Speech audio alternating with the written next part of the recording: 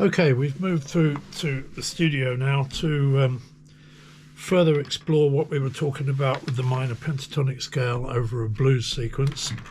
We talked about sweetening the third.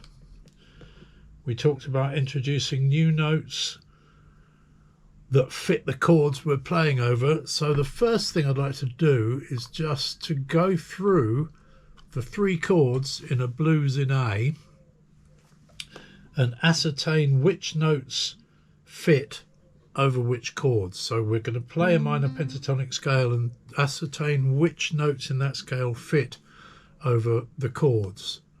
So I'm going to loop round a bar of A,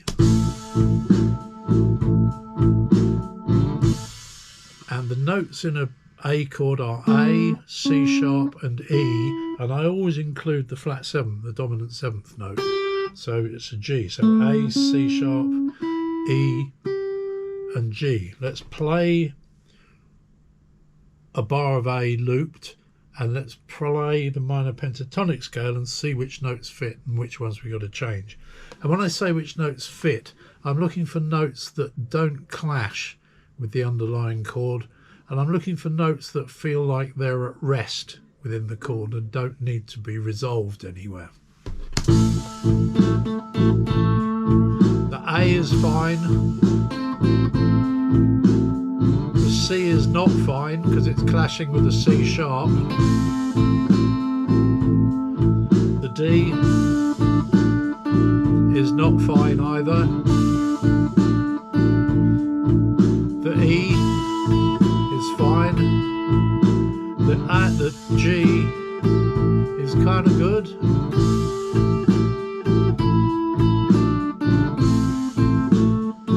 It's the D and the C that don't fit because there's a C sharp in the chord. But if I sweeten the C,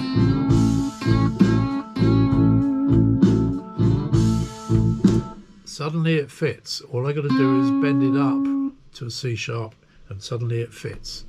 So next chord is a D. The notes in the D chord are A, D, F sharp and E. So the A fits. The C fits because it's the flat seventh of the D chord. The D of course fits. The E doesn't fit. The G doesn't fit. But we can use an F sharp, which is only a semitone down from a G. And that fits. So we found out that over a D chord, A, C, D and F sharp fit. So let's move on to an E chord. That's the final chord in the sequence. The notes in an E chord are B, E, G sharp. That's it. Oh, and the seventh, which is a D. So let's find out with the minor pentatonic scale of A minor what works over an E chord. The A doesn't.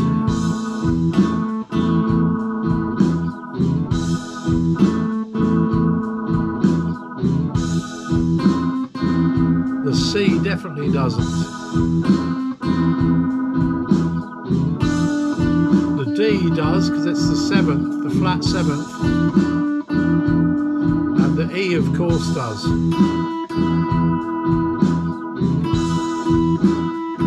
And the G, no, because it's clashing with the G sharp, so we need to raise it.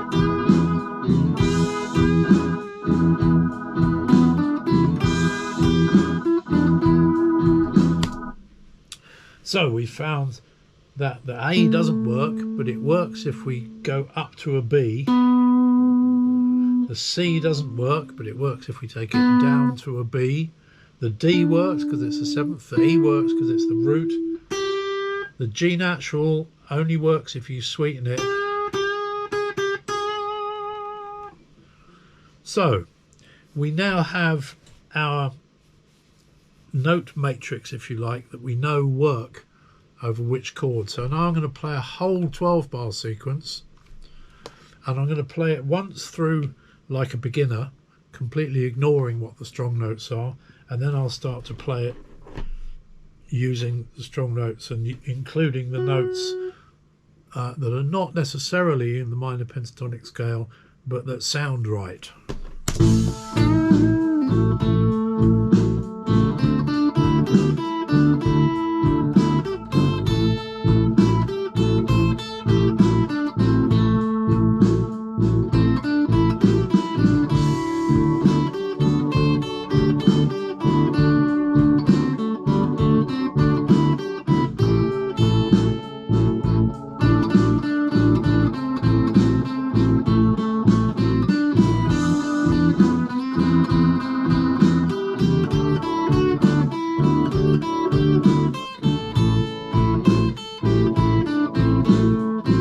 Sounds like an amateur. Now let's play it.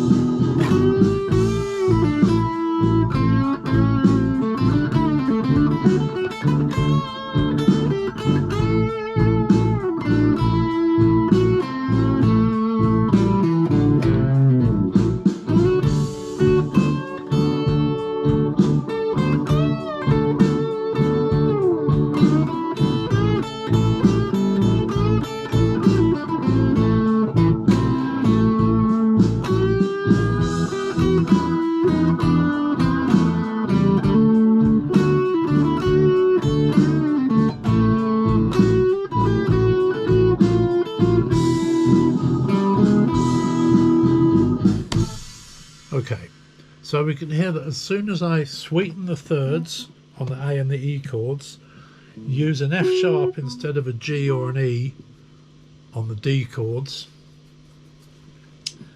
and avoid the A and the C on the E chord, it sounds good. You can of course use those notes as passing notes.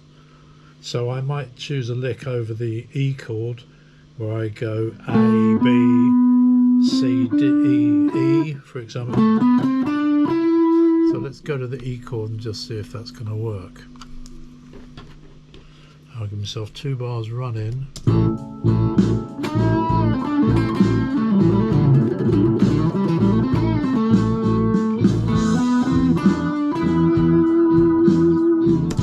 Yeah, it works because I use it to run up to a note of E and I land on the E on a strong beat.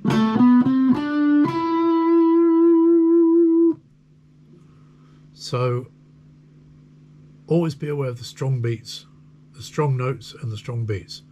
Okay, there's other ways of finding things to play in a 12-bar sequence, and it's probably worth at this point talking about the 12-bar blues sequence. It's something that every musician in the world knows. It's a standard, it's like a blank canvas on which you can paint either really simple things or very sophisticated things. You listen to players like Robin Ford, they do very sophisticated stuff over a 12-bar blues. But it enables a group of players to play together coherently, but still be free to express themselves. So let's look at another way of finding your way through a 12-bar blues. If we write out the notes in all the chords in a sort of matrix, the A chord we're going to have A, C sharp, E and a G. I always throw in the dominant seventh. A D chord we're going to have A, D, F sharp, and I'm going to throw in a C as the dominant seventh. The E chord we're going to have B, E, G sharp and a D as the seventh. So we have this kind of matrix, and now I can look for pathways through the chords. So for example, this pathway is quite interesting, the one that starts in a C sharp on the A chord, because I can then go to a C on the D chord, back to a C sharp for the A chord, up to a D for the E chord, back to a C for the D chord, back to a C sharp for the A chord, up to a D for the E chord. And this might sound very simple, but it can be the starting point for building a meaningful solo. So I'm going to play it once through just playing single notes for each chord, and then I'm going to play it through again and I'm going to decorate it. So instead of just playing a C sharp, I'm going to bend up to it or run up to it. Okay, so I'll go once through just playing the chords as they are. Make sure I've got a click. Okay, yes I have.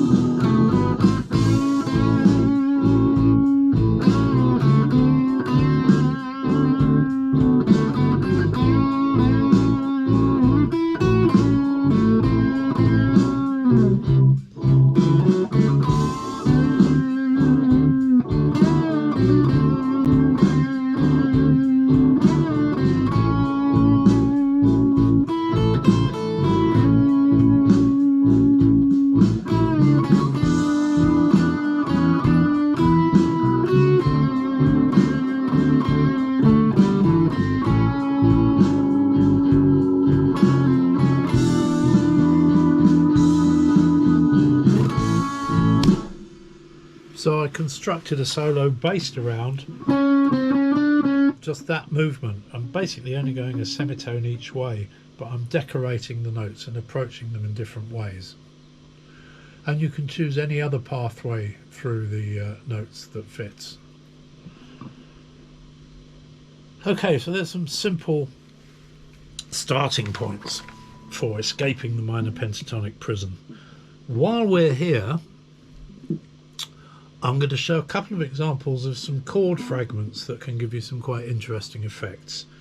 Take this one. That's first finger, 5th fret D string, 3rd finger or 2nd finger would do equally well, 6th fret G string. I've got a G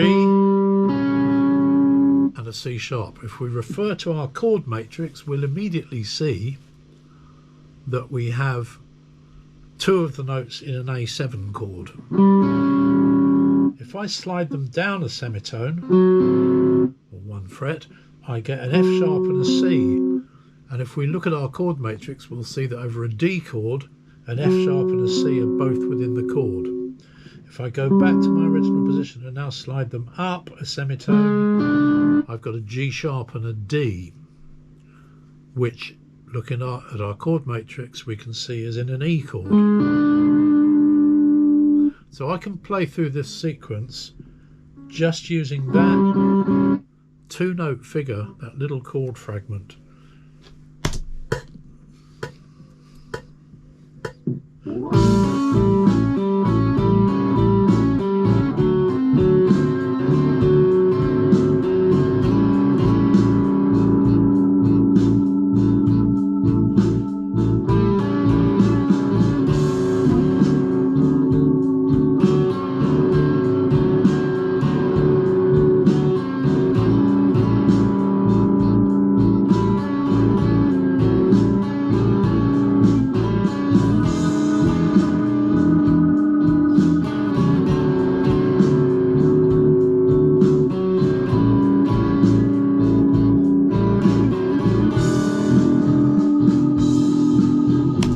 Also works up the octave here on the G and B strings at the 12th fret on the G string, 14th fret on the B string. Slide it down a semitone, slide it up a semitone, you've got the E chord. It's a simple little chord fragment idea. Okay, so that's a first introduction to working with the minor pentatonic scale and its added notes over a simple 12-bar blues sequence. Enjoy, experiment, be led by your ears, not by any sense of mathematics and what you're told you should do or shouldn't. what sounds right. Trust your ears, you'll develop them. Okay, I've got a few gigs and a couple of weeks holiday, so I won't be uploading any videos for a couple of weeks, but there's plenty to be getting on with the minor pentatonic stuff, and we'll move on to another topic when I get back. Thank you for watching. Please subscribe, it really helps my YouTube figures, and look forward to seeing you next time.